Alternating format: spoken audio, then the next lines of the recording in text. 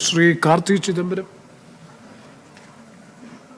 Sir, the fate of our backbenchers is that we always get to speak in a depleted house. Anyway, thank you very much for the opportunity, sir. The President and the office of the President is greatly respected by all of us. It's a position beyond politics.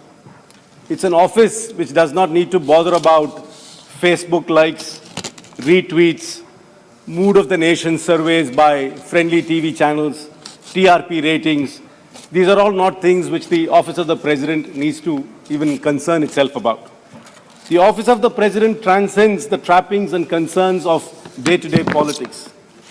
When the President speaks, we expect the President to tell us the state of affairs as it is. No sugarcoating, no beating around the bush, no spokesmanship for anyone but the people. It is not meant for an artificial sense boosting. Look at the State of the Union address in America. It is a sacred exercise, a chance to critically reflect and engage where the nation is going. Sir, in India, there is a human story that needs to be told. A human toll which has been taken last year, where all Indians suffered greatly. So in the last week's address of the President, I am more concerned about what was not said than what was said. What was said could be found in any government publication or any party stump speech. It certainly did not require the fanfare of a joint parliamentary session. Unfortunately, this year's presidential address was simply a mundane exercise in rehashing an old slew of standard government talking points. In his long speech, the Honorable President was unable to find the time to discuss issues of grave public concern. There was not one soothing word to our brothers who are protesting against the 3 black laws. They glossed over disturbing developments we have witnessed last year. But the acceptance is the first step to recovery. So I wish to bring to the nation's notice the things the President missed out in his speech. Our response to the COVID-19 pandemic, which the presidential address celebrated, is among the worst in the world. My colleague alluded to the same study by the Lowy Institute of Australia. We are ranked 86th out of 98 countries surveyed. I hope the government will respond to this survey findings. A government which responds to celebrities' tweets must definitely respond to this finding, which says that we are 86th out of 98. No, please, I'm not yielding. Please sit down.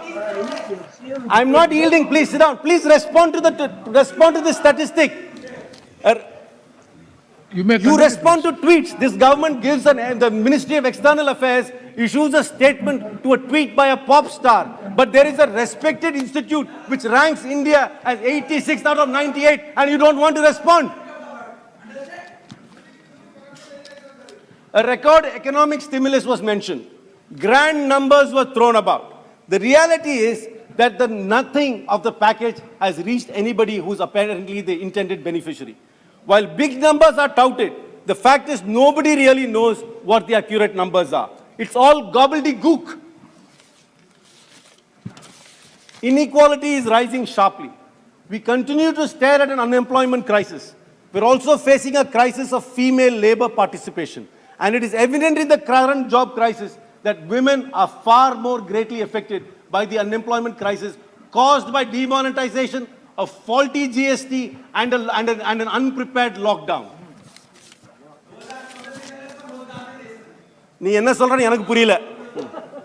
Our own National Family Health Survey data shows a dangerous hike in stunting and anemia among women and children. We have a chronic malnutrition crisis. The Global Hunger Index, please note this down, the Global Hunger Index puts us at 94 out of 107. Well below our neighbors and much smaller economies. Does the government have any response to this abysmal record? That the government must respond to this, not to tweets of celebrities and teenage activists. Global corruption surveys like that of Transparency International show India's corruption situation is worsening.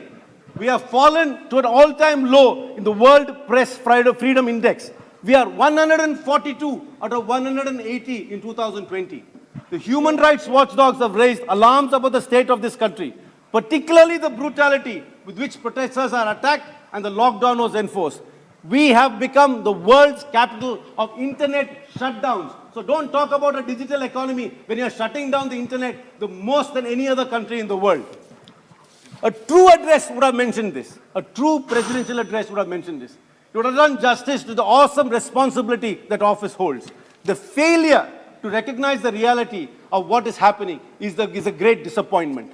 We have to accept the truth and hope this government will accept the truth, address the issues which really matter, and not artificial international conspiracies which you are conjuring up in your imagination. Thank you very much. Thank you. Dr. B. Satyavidhi.